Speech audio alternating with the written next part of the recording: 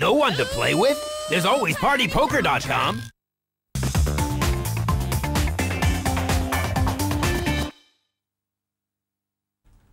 Michael Greco, chip leader at the moment, and it's not surprising that the actor is playing the table a treat. Nowadays he's a regular on the poker scene and one of the celebrities that have made the crossover successfully from screen to poker table. Let's get back to the action. Well, Kenna, one knockout, and that gives Michael Greco the most experienced player a lot of chips. Can he take advantage? Well, absolutely. He has the experience, which, you know, tonight is key. So, you know, he's won a nice pot. He's waiting for the hands. He found a great hand with pocket queens. A little bit unfortunate for Matt Dawson, who selected a good hand to go all in with the 2 10s, but, you know, didn't work out for him. Still plenty of play here. I've got a good feeling about Steve Backley, the javelin thrower. I think javelin throwers are well suited to poker. Fire eaters and javelin throwers. Fire eaters and javelin throwers. If you're finding you're loving poker, then log on to the website www.5.tv/poker to find out more about the game.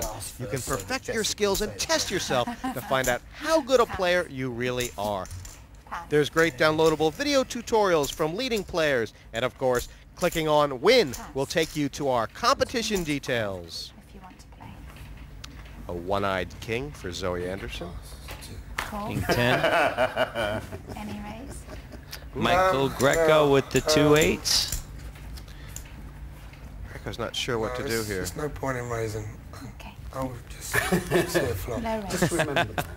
Michael Greco aptly assessing that there's no point in raising because the opponents are going to come in anyway, meaning that he would want to raise to drive opponents out of the hand, but they aren't going to fold anyway, so he'll take a free flop and try and flop a set. Bet or check? I think he's going to love that flop, especially if Zoe starts Check. plunging some chips into the pot. Just 6,000.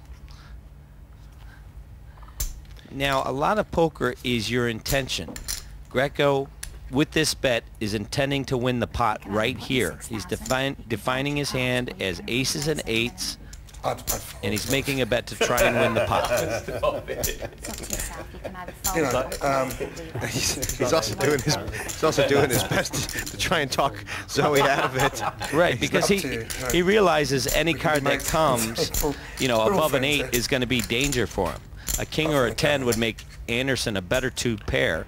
So he's willing to win that $14,000 pot right here, and he's hoping that she folds, not taking the risk of a king or a 10 coming off on the turn. Well, I'll tell you what, if Greco decides to give up acting, he could be a great car salesman as well. And look at that call by Zoe. His face went completely Well, you see blank. his percentage chance as the hand develops, you know, is very close. Right.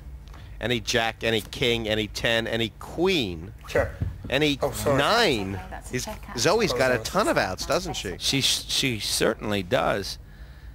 And a 9, another overcard to Michael Greco. Basically, any card over an 8 except for an ace will win Zoe Anderson the pot. A 9 would win the pot for her because 9s and aces with the king. But it's a 6, and Michael Greco maintains the best hand to the river. And we'll see how this plays out. Unless Anderson makes a big size bet as a bluff here, I think Michael Greco will win this pot. It's always a minimum of 4,000, and then it's anything over 4,000 that you want to bet. Yeah, make a big bet, Zoe. A really big bet. Go red, go red! 4,000. She doesn't. She goes blue. Only 4,000. last time you didn't have anything, so maybe. Yep. Cool. Okay. Yeah, well, there's 32,000 in there to win. I mean, Greco getting something they call pot odds, I guess. Absolutely. Meaning, I think if Zoe Anderson would have bet about 15,000 here, she would have won this pot. But when you're uncertain of exactly what to do or how to bet, your opponents read that as weakness, and it makes it easy for them to call. You want to make it difficult for your opponents to make their decisions, not easy. Well, Michael Greco has had the hands. He's seen them through. He's pushed. He's raised. He's the chip leader. Going pretty sweet. It's not easy to play someone who hasn't played much, especially when they haven't really got a total clue on the game.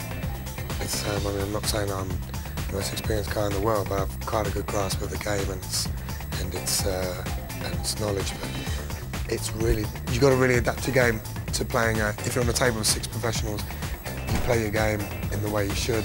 If you're on a table of 6 novices, then you've got to change your game. Otherwise, I don't think you can bluff someone out of the pot as much.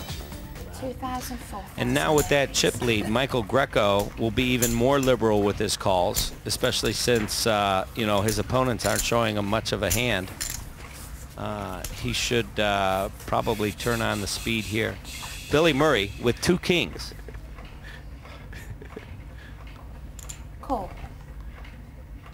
Well, you know, it's not 2 aces, so. Well, if somebody picks up 2 queens here, Billy Murray might make a huge pot.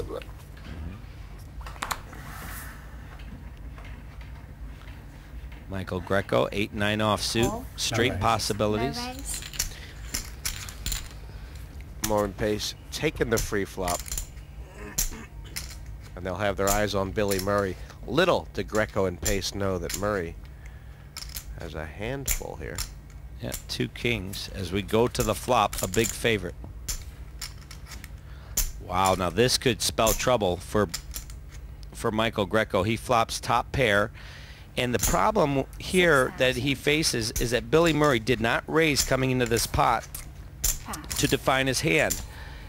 And Michael Greco, who plays with professionals, you know, is programmed to believe that if you have a big pair, you raise before the flop.